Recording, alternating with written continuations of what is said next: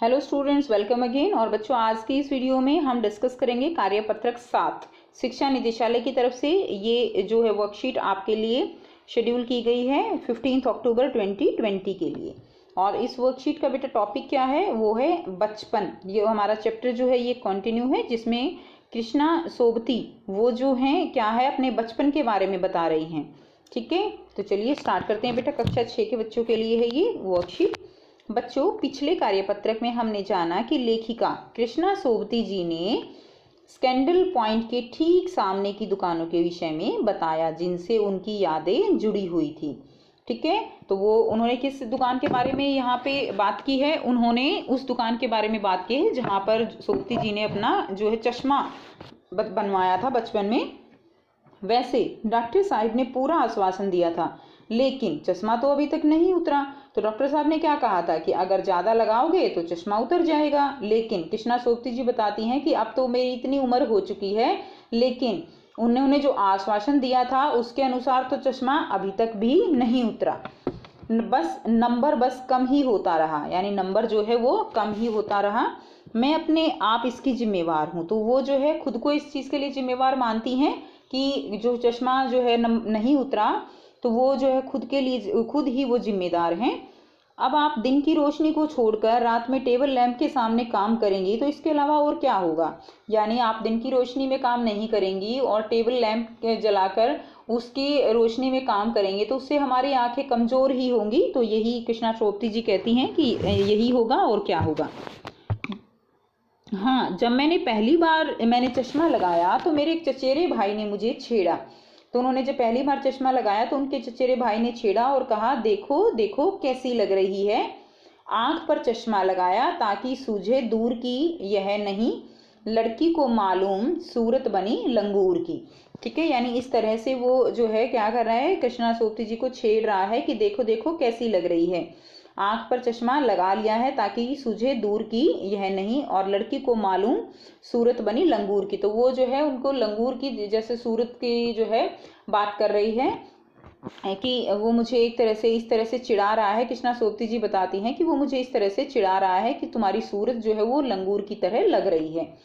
मैं खिजी पर कि मुझ पर यह क्यों दोहराया जा रहा है। तो इस तरह से वो चिढ़ जाती हैं कि ये मुझ पर क्यों कहा जा रहा है। पर शेर बुरा ना लगा, यानी बात तो उनकी अच्छी लगी लेकिन उनको बुरा इस बात का लगा कि वो उनके ऊपर क्यों कहा जा रहा है। जब वह चाय पीकर चले गए तो मैं अपने कमरे में जाकर आईने के सामने खड़ी हो गई। तो जो है जब वो चले गए तो लेखिका अपने कमरे में जाकर आईने के सामने, आईना क्या होता है बेटा, जो मिरर होता है, आईने के सामने खड़ी हो गई। कई बार अपने को देखा, ऐनक उतारी फिर पहनी फिर उतारी, देखती रही। यानी कभी लेखिका जो है वो कभी चश्मा पहन लेती, कभी उतार लेती। ठीक है, तो हर एंगल से वो खुद को देख रही थी कि मैं कैसी लग रही हूँ। सूरत बनी लंगूर की, नहीं नहीं, हाँ हाँ। तो इस तरह से वो खुद से ही जो है पूछ रही है कि क्या मैं ऐसी लग रही हूँ। मैंने अपने छोटे भाई का टोपा उठाकर सिर पर रखा। तो लेखिका ने क्या किया, अपने छोटे भाई का टोपा जो है वो उठाया और अपने सिर पर रख लिया। कुछ अजीब लगा, अच्छा भी और मजाकिया भी। तब की बात थी, अब तो चेहरे के साथ घुल मिल गया है चश्मा। यानी तब तो अजीब लगता था, लेकिन अब तो जो है बिना चश्मे के जैसे उनको लगता है कि कुछ अधूरापन सा है, और अब उनके चेहरे के साथ भी वो घुल मिल गया है। जब कभी उतरा हुआ होता है तो चेहरा खाली खाली लगने लगता है। याद आ गया है वह टोपा, काली फ्रेम की चश्मा, ठीक है, और लंगूर की सूरत। यानी लेखिका सारी बातों को याद कर रही है कि किस तरह उसने टोपा पहन के देखा, चश्मा जो है अगर लगाती थी तो कैसे उसका भाई उसको चिढ़ाता था, लंगूर की सूरत जो है लगती है उसकी सूरत, ऐसा बोल के उसको चिढ़ाता था, काले फ्रेम का वो चश्मा था। तो इन सब बातों को लेखिका याद कर रही है। इन दिनों शिमला में मैं सिर पर टोपी लगाना पसंद करती हूँ। तो जो है लेखिका कहती हैं कि इन दिनों मैं सिर पर जो है टोपी पहनना पसंद करती हूँ। मैंने कई रंगों की जमा कर ली हैं। लेखिका के पास कई रंगों की टोपियाँ हैं।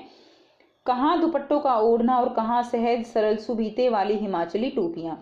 तो कहाँ जो है दुपट्टों का ओढ़ना और कहाँ सहज सहज यानी जो बहुत ही आरामदायक हैं।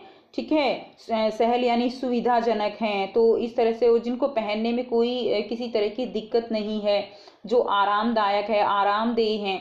तो ये मतलब है यहाँ पर सहज सहल सुभीते वाली हिमाचली टोपियाँ, यानी हिमाचली टोपियों के बारे में बात कर रही है कि वो बहुत ही आरामदायक हैं, बहुत ही जो है आप कह सकते हो कि सुविधाजनक है उनको पहनना। ठीक है, तो ये हिमाचली टोपियों के बारे में उन्होंने यहाँ पर बताया है। अब देखिए बेटा, यहाँ पे प्रश्न दिए गए हैं। प्रश्न 1 क्या है, चश्मा लगाने पर उनके चचेरे भाई उन्हें क्या कहकर चिढ़ाते थे। तो उन्हें क्या कहकर चिढ़ाते थे, यहाँ से आंसर लिखिए। देखिए, देखो देखो कैसी लग रही है, आंख पर चश्मा लगाया ताकि सूझे दूर की यह नहीं, लड़की को मालूम सूरत बनी लंगूर की। तो ये कहकर उनको चिढ़ाते। तो ये क्वेश्चन 1 का बेटे आप यहाँ से उत्तर लिख लेंगे, प्रश्न 1 का। नेक्स्ट देखिए, अगर तुम्हें अपने लिए एक चश्मा बनाने को कहा जाए तो आप कैसा चश्मा बनाओगे। दिए गए स्थान पर अपनी कल्पना से चश्मे का डिज़ाइन बनाइए। तो बेटा चश्मे का डिज़ाइन तो अब आप खुद ही बनाएंगे, ठीक है ना। चश्मे का डिज़ाइन आपको सुंदर सा चश्मे का डिज़ाइन बनाना है ऐसे, ठीक है।